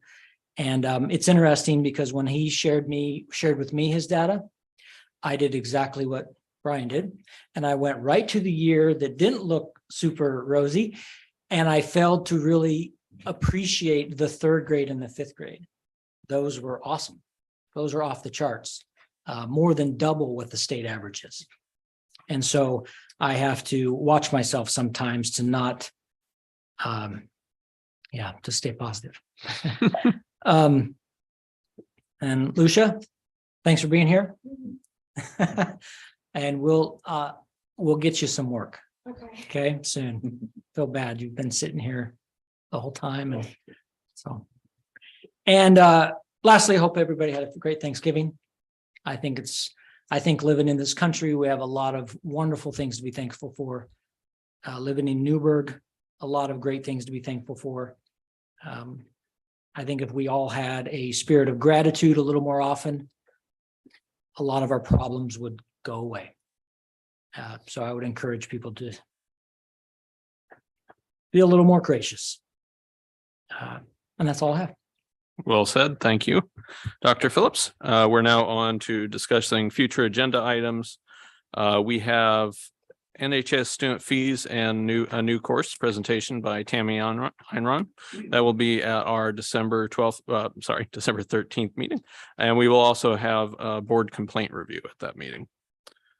I don't think we have anything else. Our next board meeting is on December 13th, 2022. That will be our only December meeting, and that is at 7 p.m. for our regular session. Dr. Phillips, anything else before we adjourn? I don't think so. All right. With that, I will call this meeting to a close at 9:52. Thank you, everybody. 8:52. Thank you.